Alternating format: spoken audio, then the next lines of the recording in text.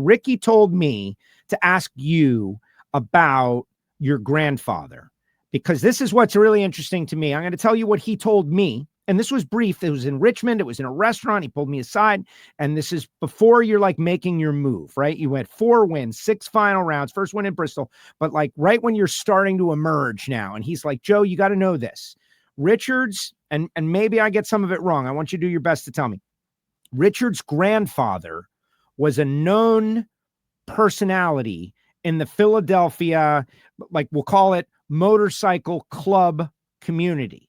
And that, and your grandmother too, like that when you say you're from a motorcycling family, this is not like one generation. This is multiple generations. So what can you tell us about your grandfather? I know he passed. I heard Ricky told me that the whole community, like people that don't get along, stopped. There were like days of peace declared in memory of your grandfather. I think that's a really interesting story. What can you share? Yeah, so my grandfather, his name was Richard Gadson as well.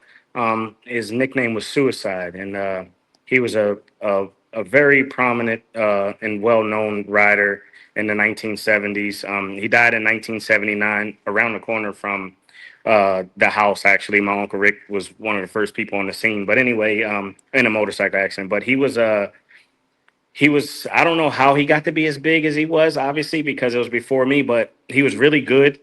He was a street racer. He was just the man for whatever reason. He was just a big figure. And the State Burners Club, which is a staple in Southwest Philadelphia, was who he belonged to. And, you know, he's who started my uncle and my father in riding motorcycles. And yeah, when his funeral, I've seen the pictures. It was in the newspaper. It was in the Philadelphia Inquirer newspaper. He was on the front page when his funeral came. Like that's the biggest news in the city at that time. And everybody was there. I remember seeing pictures of it. There was thousands and thousands of bikers in Southwest Philly. I'm sorry, in South Philly, hundreds or thousands. I don't know the number of bikers, and they all came out to celebrate his life. And yeah, that's who my grandfather was, Richard Gadson, aka Suicide. That's my Uncle Ricky Gadson's father. And his grandson, right, is NHRA Pro Stock Motorcycle World Champion. Like that lineage, to me, like that's what this sport is. That's what it's all about. Like he was a biker or a street racer on the street doing it as like, you know, maybe it would have been, he would have loved to have been on the racetrack, right? But that wasn't available. And you did it on the racetrack on Fox television, celebrated by Mission Foods. Like there's something to that. Yeah, my uncle actually started the racetrack part back in the 80s, I believe. Him and my father were going up and down the East Coast street racing, Daytona Beach, everywhere in the Carolinas, street racing. And then one day he Atco Raceway, he took my grandmother's leathers. She had like a Catwoman suit, a leather suit that said Catwoman on it. And he put her leathers on and went over to Atco Raceway and learned that he can get a time slip that tells him whether he's riding good or bad. And that's what started the fire at the racetrack. And he ended up going on to be a 15-time national champion in the no bar ranks of things. And then, you know, that lineage trickles down to me as a 2025 NHRA Pro Stock Motorcycle World Champion.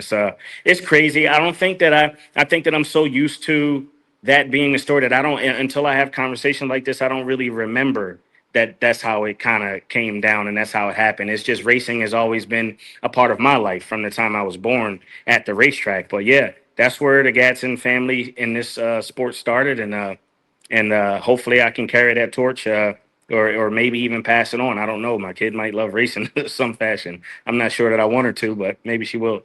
Or she won't, right? And yeah. Like you can't control it. You can't force it. You can't control it. That portion of your speech, which hopefully everybody has seen or will see after this, worthwhile to go see it. And you're so focused on your next generation, being a good dad, but all that discussion about, you know, throwing, your clothes in a bag and just racing motorcycles to survive. That sounds so interesting, like running people's bikes. Let me run your bike and I'll win. And you did. That's taking a lot of pressure on yourself, but I think that pressure, those moments probably readied you for big races against Gage Herrera. Talk a little bit about that. Yeah, it was stupid is what it was, man. It was definitely not responsible. I was young. I didn't know what I was doing, man. I was just trying to figure it out. And yeah, that's, there was some times where, I'd move and work at a bike shop. I think some of the places in my speech, Cecil Towner, HTP Performance, I slept on his couch while I worked at his bike shop. And Jerry Cooper, same thing. And there were some times where I might stay put for a year or two, and that was what I called stability. But in between all of those, I was just basically, just literally, like I said, I just had clothes and I would just ride, to wherever the next one was, or I'd end up somewhere working on a motorcycle to build for a little while for the next race. But I think that pressure, when people talk about the pressure of racing NHRA, I'm always like, this ain't pressure. It's pressure. Don't get me wrong. That's not true. It's pressure, but the type of pressure that I'm used to, I'm like, if I just remembered, I'm just here having fun. I'm just here having fun. I get to do this for a living now. This is fun. This isn't really pressure. That is kind of what prepares you for a final round against Gage Herrera. And then you just tell yourself, man, like, I've been doing this my whole life. I've been in grudge races with higher stakes than this. I've had to race sometimes. I always say racing like the rent is due. That's my little term. But a lot of times that was true. I'm like, I got to win this race. I have to. I can't lose. And I think that mentality is something that was at one point in my career was something that fueled me like in those moments. Now I think it's just part of how I race. And when last year, I think I was last year I red lit one time. I red lit in Chicago, and Eddie was like, why are you pushing the tree so hard? I'm like, that's all I know how to do. I've never, ever raced any other way. Like telling me not to do that would be a hard adjustment for me. I don't know how to not go after it. Like I've never raced from a performance advantage standpoint where I had 3-4 numbers in the bank and all I got to do is make an easy run down the racetrack and I'm winner. I've never had that luxury. So it's just how I'm wired, man. I think those days and that pressure is just kind of wired me a certain way. And it definitely trickles over to how I